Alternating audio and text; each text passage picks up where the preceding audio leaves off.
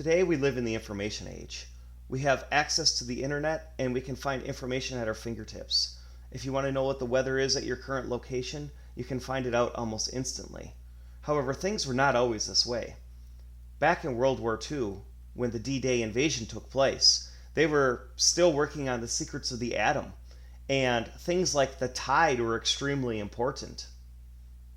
Now, in normal everyday life, you probably don't think a whole lot about the tide, when the high tide is or when the low tide is, but calculating when it is actually a pretty sophisticated calculation. And to be able to do this, you really want to leverage computers.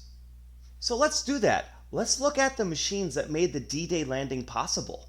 Now, they were far different from the machines we have today, with the high-speed network connections, flashing lights, thousands of hard drives located in warehouses. Even when you think of an antiquated machine that we would throw on a junk pile for being too slow, these were much faster than what they had available.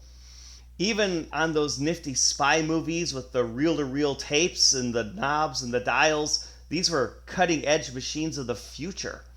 No, at this time, computers were people, and they were machines. I mean, actual machines, with steel balls and brass rollers, chains and pulleys, dials and gears. These were what were used to make discovering where the tide would be ahead of time possible. And one of the machines that did it was old brass brains, which would do something in just a matter of hours that would take days for a human computer to do. Now, in our lives, we consider time very important. You want to be to places on time, but during war times, time is extremely critical. There was a quote from a New York Times article that actually said when one of these machines was first put out, the machine turns out in 10 to 15 hours, the work that would keep a mere human calculator busy for 6 months. So you can imagine just how drastic and how important these machines really were for the wartime effort. So by now you're probably wondering, why are the tides so important and why are they so hard to calculate? Well, to answer the second question first, the reason they're hard to calculate is there's a lot of constituents. There's a lot of factors that come into play. The location of the sun and the moon are just a couple of them, but then there's also the shape of the coastline and the weather conditions as well. So there's a lot that comes into play that you have to calculate. Now, the weather you can't always calculate perfectly, and we even see that today. But why were they important? Well, from NOAA, which is the National Oceanic and Atmospheric Administration, they had a podcast in episode 36 called Turning the Tide, D-Day from an Oceanographer's Perspective. They had a guest appear on their podcast named Greg Dusek. And one of the things that he said was the Germans and General Rommel were really expecting the Allies to attack at high tide, because at low tide there would be maybe 200 to 300 yards of beach that an amphibious force would have to traverse, leaving them exposed to an extended period of time. Because of that, Rommel had all these obstacles placed along the beach, millions of obstacles along the French and Belgian coastlines. And so, they were convinced that an attack would happen at high tide.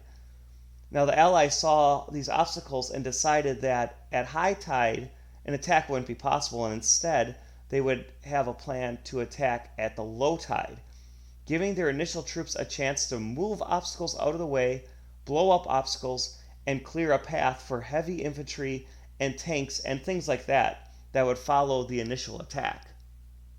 So you can imagine if the waters are high, you could just float above all of these obstacles. But an issue you would have is as the tide is dropping, your boats, your landing craft, might actually get stuck on the beach, and that would jam up everything. You wouldn't be able to send in reinforcements because there would be so many crafts in the way. So the Allies decided instead to attack at low tide, but they had all of this extra ground to cover and all of these obstacles. Now, the weather was also quite poor at this time, but that served as an advantage because the Germans did not think that the Allies were going to attack at all. In fact, Rommel wasn't even around. He assumed that they were going to be attacking at this time, and he was not even in Berlin. He was visiting his wife for a birthday party, and he was somewhere else, not prepared at all for the assault. So if we put all these elements together, the low tide and the high tide affected when they were going to attack. The Germans thought they were going to attack on the high tide, and the Allies decided to attack on the low tide. This changed the timetable for absolutely everything. To do that, you needed to do all of the math. Now, this was really complicated for a human to do, and that is why they used these computers. So this is the story of the analog computers that were used to make the D-Day landing possible. I hope you enjoyed this. This is the first time I've done a little documentary series like this.